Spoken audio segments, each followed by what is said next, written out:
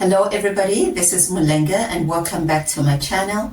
Thank you for joining me on a journey of personal and spiritual development.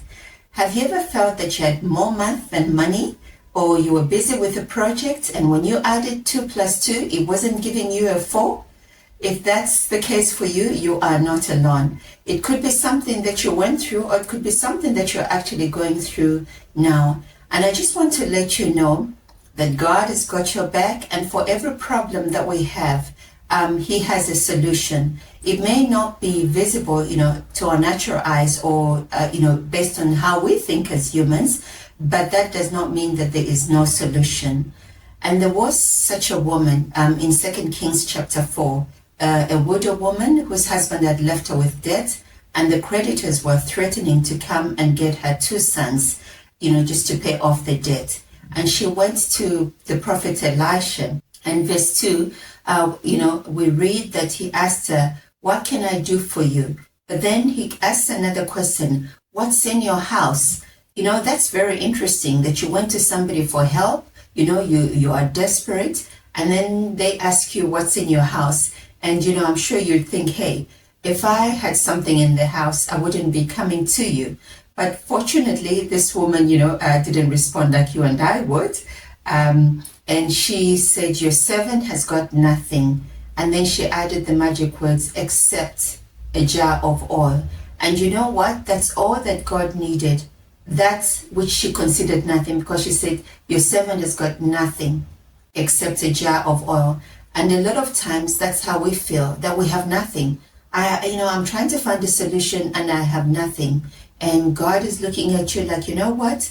The seed of your solution is actually in your house. If you can hand it over to me, I'll do more than you could ever think, because I am God, but I need you to give me something to work with.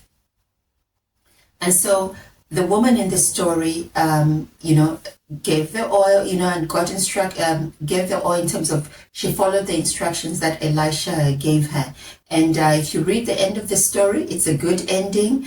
God caused that oil to miraculously multiply, and she filled many containers with it and was able to sell it to the neighbors and, get enough to pay the debt off, but also enough to, to live, the rest of her life, I'm assuming, or I'm not sure if she started an oil business, but it was enough to pay off the debt and to live on.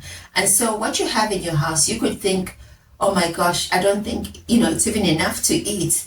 What you're even talking about, paying the bills or paying the debt. But God is saying, yep, that's exactly what I'm saying. If you hand over the little that you have, because what seems as nothing, as insignificant to you, becomes much when it's in my hands. And we also see a story of Jesus feeding the multitudes using 5 loaves of bread and 2 fish. And in, one version of the story, it even says, 5 small loaves of bread and 2 small fish. And, even if there were big loaves or big fish, I don't think it would have made a difference with those, with the multitude of people. But I think the language was used to just show us that it was not enough. But Jesus had a different view of it. And it says he knew what he was going to do. But when he asked the questions, what are we going to feed this multitude? He was just testing them. And they answered, said, the disciples said, just send them away to the villages to go get the food for themselves. And Jesus said, no, you are going to feed them. And when they brought the fish and the loaves of bread, they said, but what's this, amongst so many? And Andrew even said, even if we went to the shop, it would need like a half year's salary in order to have, to feed this multitude, and they would only get a bite. But Jesus, do you know what he did? He took the 5 loaves of bread and the 2 fish, and he gave thanks to God. And then they started distributing that food. And guess what? Everybody ate. They ate so much that there were leftovers. And Jesus said, let there be no waste. Take those leftover pieces and put them in baskets. And at the end of it, they had 12 baskets, of leftover. So from those 5 loaves of bread to 2 fish, there were 5,000 men besides the women and the children. But they all ate. They ate so much that they left pieces on the grass or on the floor, and 12 baskets were filled with the leftovers. So what does it say? Hand over what you have to God. Give to God that which He can use to bring you a miracle.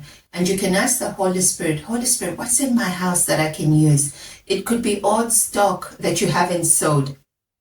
It could be fabric that, needs to be made into something. It could be an idea that you've been toiling with, but you're not, actioning it so that God, so that God can use it. It could be somebody God has prompted you to phone, but you haven't phoned. But, after you've listened to the message, ask the Holy Spirit, what is it that I need to hand to God so that He, that could be the seed for God to do a miracle. For some, you don't know, but for some, you actually know what you should do, but, you must get on with it.